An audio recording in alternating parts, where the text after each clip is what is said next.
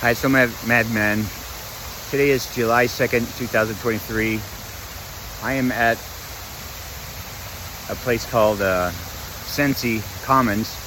They have the Vietnam Memorial Replica wall. It's a traveling wall that they bring around to different sites. But today, I think it's the last day it's going to be here. So I'm going to walk around and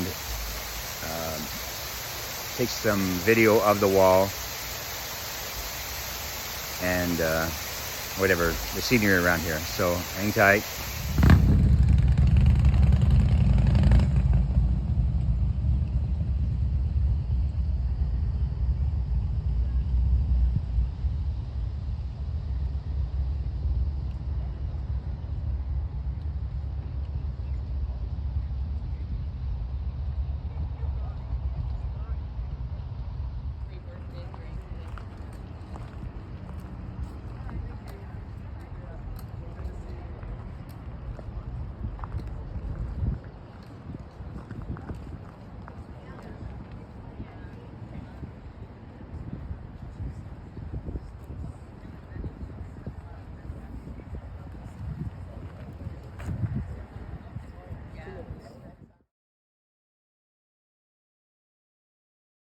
Again, my name is Tim.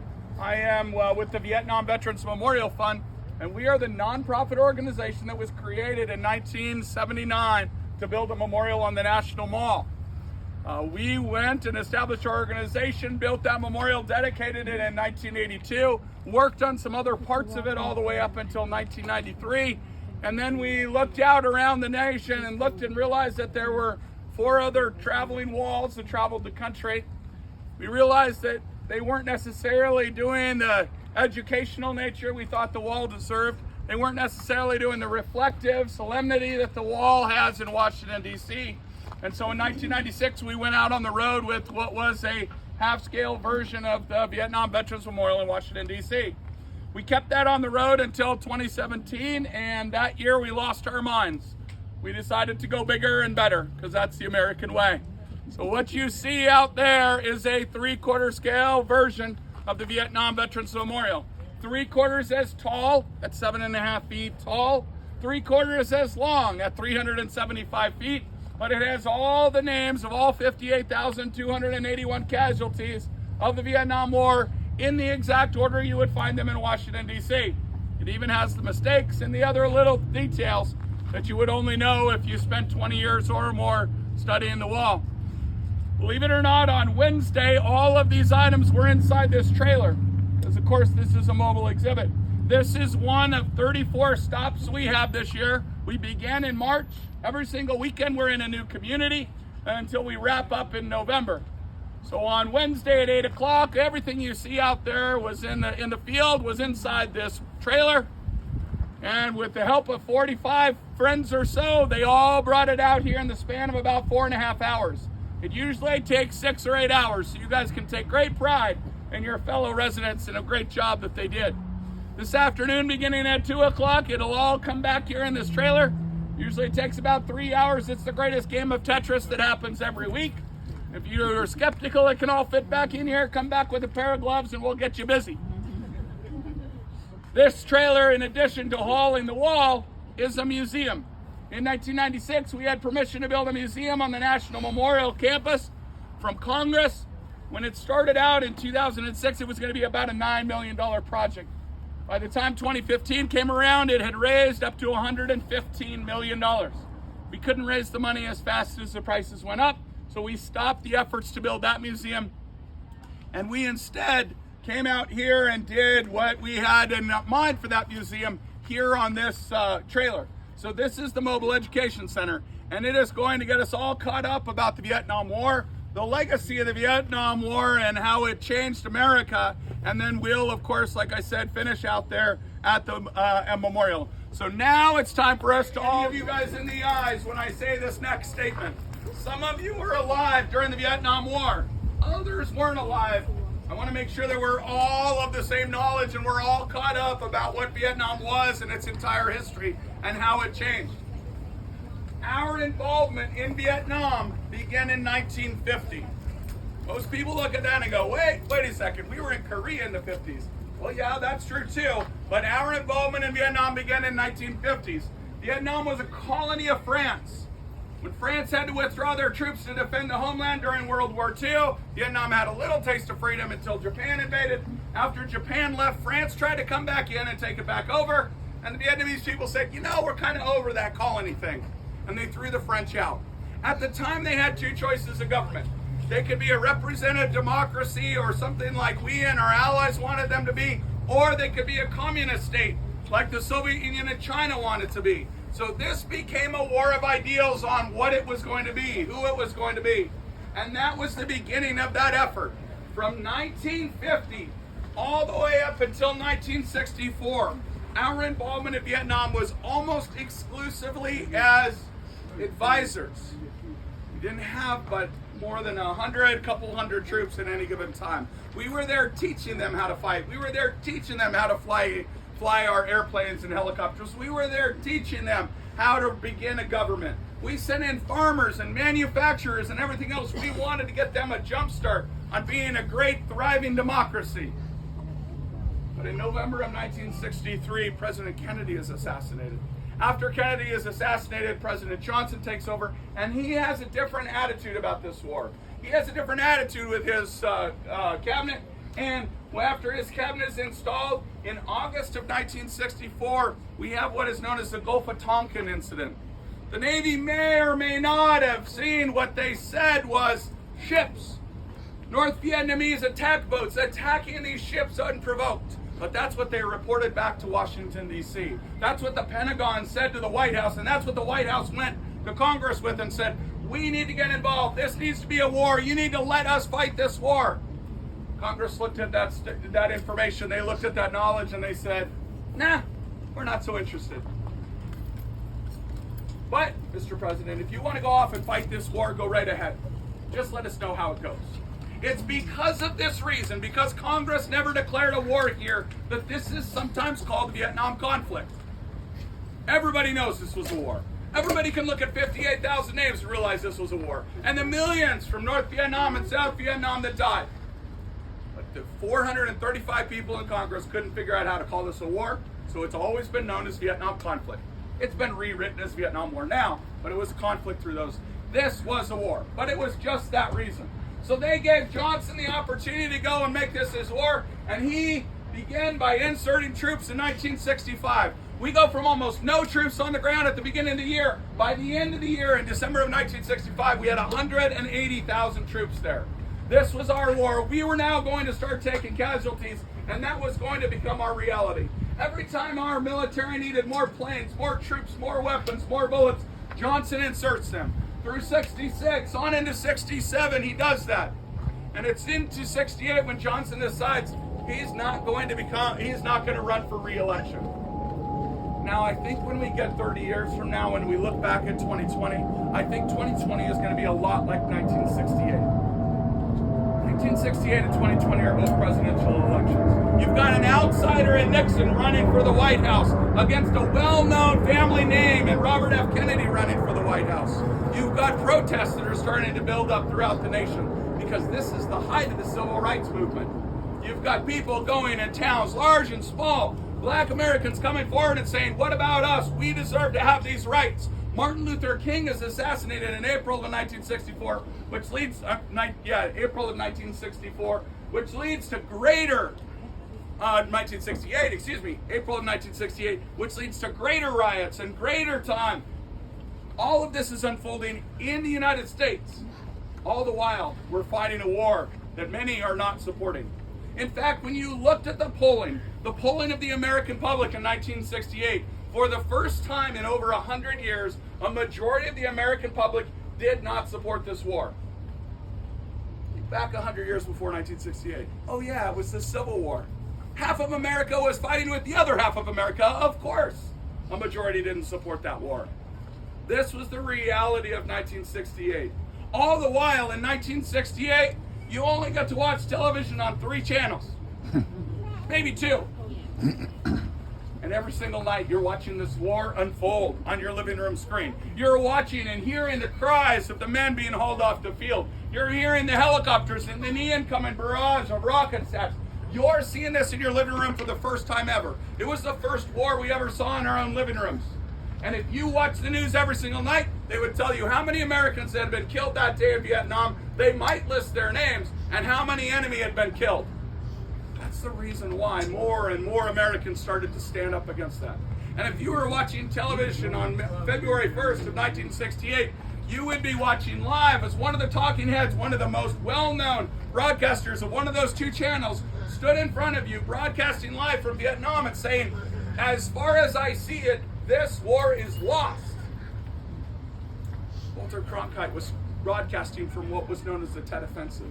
The Tet Offensive was North Vietnam's effort to throw us out there. They figured if they could hit everywhere in the country, from north to south, from the highlands down to the lowlands, if they could roll over us for a series of weeks and inflict so many casualties and so much chaos to us, the American public would lose their will and we would pull out. January 31st of 1968 was the first big day of the Tet Offensive. January 31st, we lost 246 Americans. We lost and lost and lost for a series of weeks. Lost hill after hill, base after base. And we slowly had to claw it back in May. All in all, May of 1968 would be our deadliest month of the year. 1968 in its entirety, we would lose 40% of Americans. 40% of the total losses in the war in just that 1 year. But it didn't break our will. It didn't break our power. Nixon's elected and Nixon is installed in 1969, and Nixon continues to add more weapons and more bombs and more operations into this. We even go into a new country and start sliding through a new country in order to block people coming south. And as our veterans began to return, as our veterans came back, our American public started treating them horribly. They started calling them names. They started greeting them at the airport. Not greeting them in the way we'd expect. Greeting them by calling them baby killers. Greeting them by calling them drug addicts. Throwing things at them. Spitting on them. Treating them horribly in ways that we can barely imagine today. They were being ostracized. They were being punished for the fact that they were following orders and going over and trying to get freedom to a nation. But we couldn't separate that. We took that animosity against the war and took it on those service members. And when they came back, they were told to take their uniforms off. They were told to walk away from their military service. They were told, don't tell an employer where you spent the last year. And they went back into communities, and sometimes the rest of the community had no clue that they had ever served. They hid it. That continued all the way up into 70 and 71. And in 72, Nixon's back up for re-election, and he suddenly remembers he ran into the concept of getting us out of this war. And so he enters what is known as the Paris Peace Accords. And I want you guys to compare this to something we've had recently. The Paris Peace Accords had us remove all of our combat troops from a war zone. But we left behind hundreds, thousands of troops whose sole job was to help our South Vietnamese friends. Remove all your combat troops, but leave others behind. And it isn't until May of 1975 when we have a shipload of Americans that are captured by some Vietnamese pirates. They're captured, and we go to rescue them in what was known as the Mayaguez rescue. We go to rescue them in May of 1975, and in one operation, we lose 21 Americans in one day. And President Ford looks at that and says, wait a second. This has been going on for 25 years, all the way back to President Truman. If South Vietnam is not going to stand up on their own will, if they're not going to be able to make this work with their own people, they will no longer be able to have the blood of the Americans to keep that going. We're done, and we withdraw our final troops in May of 1975, and a few short weeks later, Vietnam falls. Y'all, that's your Vietnam 201 college class. No final necessary. Pick up your certificate on the way out. But I want you guys to realize and walk away with 3 bits of knowledge. One, this was a war for 25 years unlike we had ever had as a nation. Unlike anything we'd ever have as a nation. We treated our veterans horribly when they came back. We as a nation wanted to hide this 25-year period and pretend it didn't even happen. 2, our nation went in with the right intentions. We won militarily in every single sense. But we lost the willpower and we lost the political persuasion to pull this one out. And so it's very unusual to think that in 1979, a few Vietnam veterans are going to step forward. Vietnam veterans are going to step forward and say, you know what this nation needs? This nation needs a memorial on the National Mall, because that's going to heal us. That's a crazy idea. It's a crazy idea, first off, because this was a 25-year period we're trying to forget, and you want to put something on the National Mall that we all have to look at every day? It was a crazy idea because there are no memorials on the National Mall to wartime periods before this. World War I, World War II, Revolutionary War, Civil War. There are no memorials on the National Mall before this memorial. None existed. You want 3 acres where we were protesting, and you think that's going to heal a nation. All right, good luck with that. They took it to Congress. Those first Vietnam veterans that founded our organization, the Vietnam Veterans Memorial Fund in '79, went to Congress, and in a few short months, they passed a law through Congress that gives us 3 acres of land on the National Mall. Unanimously gets passed. They get that legislation passed, but Congress throws a hook in it. Congress sits there with a hook and says, you're not going to get any federal funds to build your memorial. Well, if you know Vietnam veterans like I know Vietnam veterans, they didn't want the federal money anyway. They said, screw you. We're going to go get this ourselves. And in the span of the next 18 months, they raised $8 million. $8 million to make that happen. Incredible to be that. We then go out and we have a contest. The designer of the contest, her idea was the fact that we would go to northern India and get this black granite that didn't have any silica in it. We would come back and we would polish it and we would put all 58,000 names in it. We go get the black granite. We bring it back, we polish it, we go to some engravers and we ask the engravers, how long is it going to take for you to put 58,000 names in this? And they said, well, how many of us are going to hire? We said, how about 100? They said, well, 90 to 100 years. We said, we don't have that time. We create a brand new process by which to put 58,281 names on those panels, and we do it in a span of less than 6 months. So from 1979, when our organization is founded, all the way up into the passage of the legislation, the design contest, the manufacture of the memorial, to 1982, in only 3 years, we build this memorial. Nothing happens in Washington, D.C. in 3 years, folks. Nothing. And we got this done. Slide on down. Let's learn some more about the wall.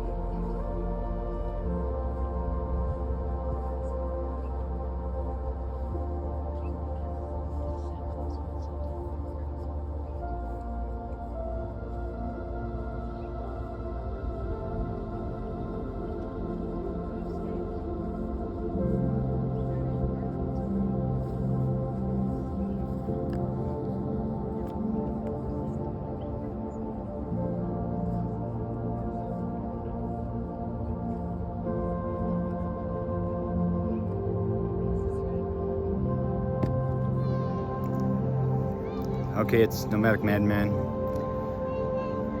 I hope you enjoyed that history lesson on the Vietnam War. And I would check your city to see if the wall is coming to your city or somewhere near you. It's pretty cool. I learned a lot today, so thanks for watching.